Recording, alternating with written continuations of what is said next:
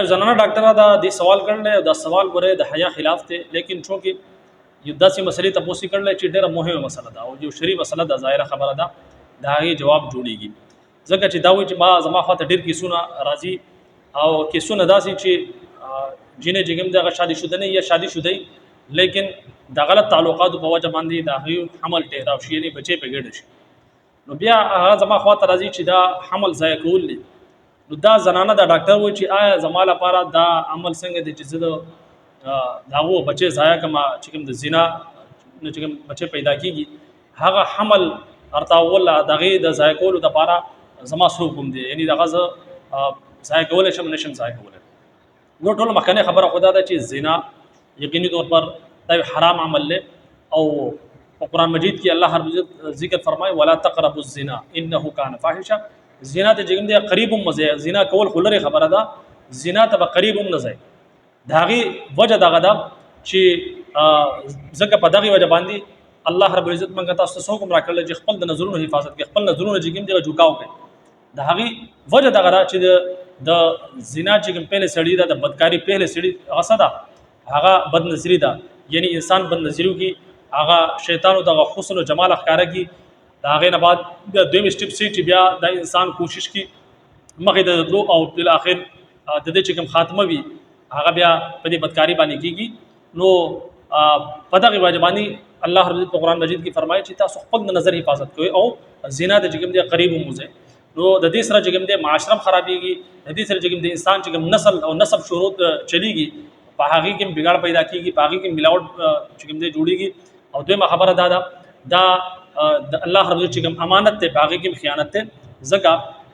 چې کوم زنانه د کم نارینه لپاره دا چې کوم دی داغه امانت ته او کغر الګي بل نارینه سره چې کوم دی بدکاری کې داغه سره چې کوم دی غلط تعلقات قائمي دا خپل د خاون سره خیانت ته یا که شادي شوده نه مخه ته وعده کوي با ظاهره خبره داغه چې کوم خاون دی داغه حق چې کوم دی ځای کو په دغه صورت کې دا د خپل خاون چې کوم امانت ته باغی کې خیانت کې او داغه علاوه الله رب چې کوم ته امانت درکړل دا جسم په دې کې د انسان خیانت کې په دغه وجه باندې د دې بیا ډېره سخت سزا ده بهرحال په حدیث شریف کې راځي چې رسول الله صلی الله علیه وسلم فرمایي چې ما خوب ولید او په خوب کې مې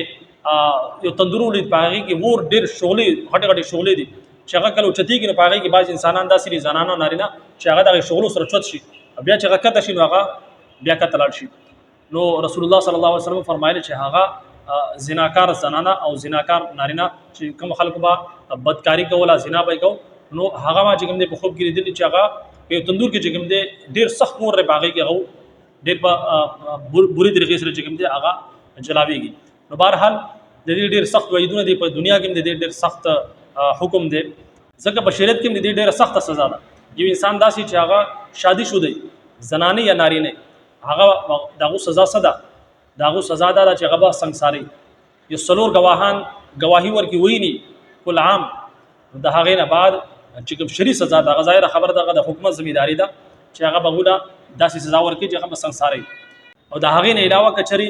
غیر شادي شوده نو هغه ته بیا کوړې لګي هغه د حکومت ځمېداري چې هغه بیا هغه باندې دغه نفاذ وکړي بهرحال دې زنانه دا سوال کړل چې داسې زنانه چې کوم حمل له هغه چې کوم دې ضایع کول زماله بارا جایز دي یا ناجایز دي نو بهرحال دې حواله سره خو شریعت داوي کې چری مجبوری په تحت ظاهر خبره ده د مجبوری په تحت نو په دې صورت کې کچري سلور میاشتو مخ کې دا حمل ارتاو کې ضایع کې نو دا خو جایز ده چې کله په دې حمل کې یعنی دا بچي چې کوم دې په دې کې سا واچول شي د سا شروع شي نو د هغه نه بعد د ضایع کول بیا ناجایز دي د دې مخ کې نه سلور میاشتو مخ کې ظاهر خبره ده سلور میاشتو شي دا غي نه زیات ټیم شي نو بیا په دې بچي کې سا پیدا شي نو بیا په دغه صورت کې دا ضایع کول ناجایز دي حرام دي هغه نه مخ کې چې کوم دې د دې جواز جوړيږي بلکې گنجائش جوړيږي چې د هغه نه مخ کې دا ضایع کول شي نو په دغه صورت کې کچري سلور میاشتي شوی دا سلور میاشتونه زیات په دغه صورت کې د ډاکټر چې کوم دې سوال کړل دې ته اجازه نشي چې دا ضایع کې دغه شانته حمل او د هغه نه علاوه کچري سلور میاشتونه کم ټیم شوی په دې کې لاسانه پیدا شوی په دغه صورت کې گنجائش جوړيږي چې دغه حمل ضایع کړل شي بهرحال امید کوم چې مسله به مو په سمجھ کې راغلي اجازه راکړئ السلام علیکم ورحمت الله وبرکاته